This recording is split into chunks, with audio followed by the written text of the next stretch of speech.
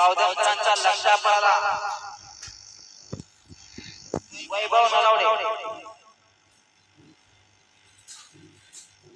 वैभव तरवडे आणि प्रज्वल दगडे बावधनकरांचा लक्षा पडला.